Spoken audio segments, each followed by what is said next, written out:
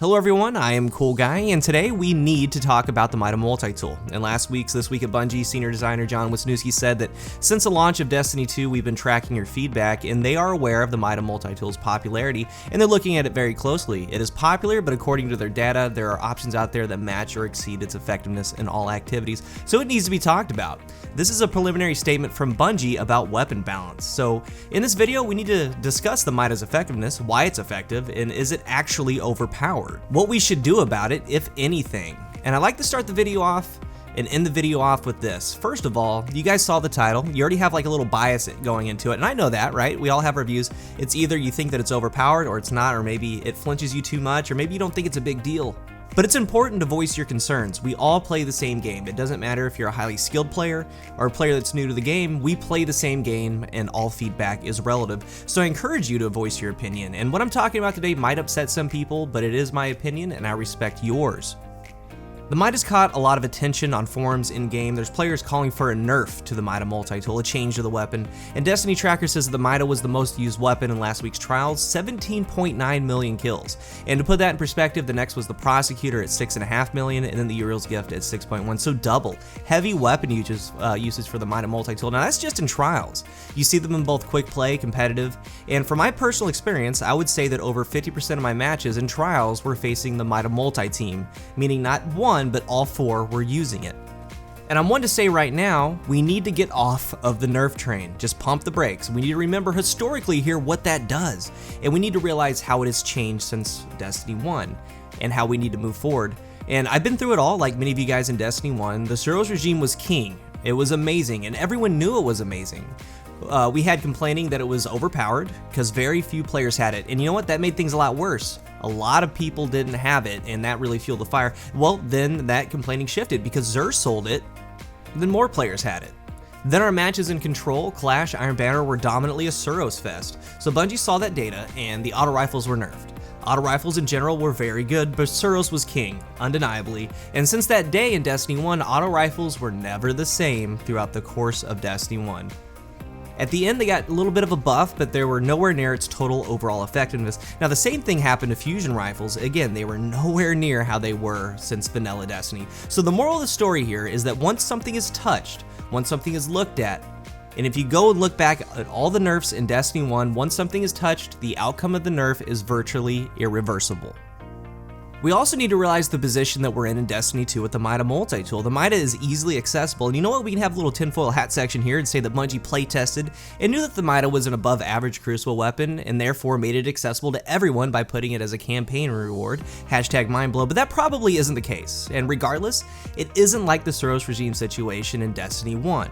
And unlike Destiny 1, they have the option to change the Mida only for PvP, not all scout rifles, not just for PvE, not including PvE, just for the Crucible, which is a very good thing. But again, beware of what will happen to the Mida if it does get nerfed. It's almost irreversible. I don't want that. I'm not a fan of that. I'm on the side that let's make things more competitive. Other things, let's bring other options up first before we start tearing things down. Tearing things down should be an absolute last resort unless something is obviously overpowered, and I'm telling you guys right now, the Mida multi-tool is far from that. To me, the Mida is a weapon that's been good at everything and great at nothing, if that makes sense. Even in Destiny 1, the weapon really doesn't have a downside. It is an exotic, let's remember that. And the exotics in Destiny 2, the Mida really stands out compared to the other ones. I mean, it's obvious. But the Mida is reliable. That's the best way to describe it. You know exactly what you get out of it once you equip it. But this isn't Destiny 1. The game has changed. It's more team-focused. Scratch that. The game is team-focused, and more than it's ever been. Now, there was team shotting in Destiny 1. It was always there, but we didn't see it. It's because you could lone wolf. You had access to one-hit kill weapons, shotguns, fusion, snipers. They had multiple ammo locations throughout the map. Now, when a team turns a corner, they peek it, and if you challenge alone, by the time you realize it, you're down. So for Mida, with how the game's been played, it has a lot going for it. It plays to the strength of Destiny 2. All of its perks make it a complete scout rifle. 16 rounds, you gain movement speed, which is an actual increase of sprint speed, not just walking or jumping. It has a perk that increases range and stability, both important on a scout. It has high caliber rounds, radar when aiming down sights, hand-laid stock for even more stability. It has high handling, quick aim down sights, it has high aim assist, it has a fast reload, especially for a scout. It has a lot going for it. Arguably, it has the most going for it than any other weapon in the game. So why is it the most used? Well, first and foremost, everyone has access to it and players are familiar with it. Huge reasoning right there. It just also happens to be very good in the game with how the game is played. Number 2 is the way the game is played, right? Lots of standoffs, lots of team shooting. The average engagement distance is a little bit further than Destiny 1. You're not punished for sitting back with it. And number 3, with that, there is a comfort level that players have with Mida. Now, as far as comfort level, I'm not talking about the way the weapon performs or being comfortable with the Mida itself. I'm talking about the sense of safety that it has, and let me explain. There are a lot of players that are playing the range game in Destiny 2. A lot of players are by cover. They're in buildings, on stairs, at head glitches. They're playing it safe. They know they really don't have to move. And think about that statement for a second. They really don't have to move. They only have to worry about one person at a time with heavy ammo. They can see when it's loaded. They are aware, not like in Destiny 1 when 6 people or 3 like in Trials are swarming them with shotguns. They are getting naded every 20 seconds by 6 different players, or 3 in Trials, just 4. And those grenades are not near as frequent, few and far in between compared to Destiny 1. They aren't worrying about flanks because they see them coming due to the Mida perk being named down sights. Any range on a PvP map, any sightline that a player looks down, they know this. They know that the Mida is also in range on all these maps, no matter what sightline they take. They just have to gain some sort of position that is by cover and move cover to cover, keeping their distance. And to be honest guys here, that's how you've always played a scout. So the issue isn't really the Mida here, folks. It's multiple players playing the same playstyle. And I can tell you a couple things, and I hope to try to make this understandable. I used Mida when I got it. I put it on every now and then. I primarily use other weapons, SMGs, Uriel's Gift, the 450 round RPMs, some pulses. I have Trials Flawless cards with the inaugural address and a hand cannon. When I play, I use other scouts, Tome Patrol, it's really good. All of them can outshoot the Mida. In their respected range, they all can outshoot Mida. Sometimes other scouts have issues, but we'll talk about that in a little bit. But put it this way, I don't know how many we ran out of medals that I have, but I have a couple with Mida.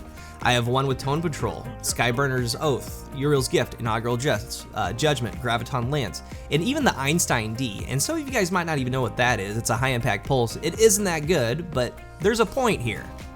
When they say that, quote, there are other options out there that match or exceed the effectiveness in all activities, they are correct.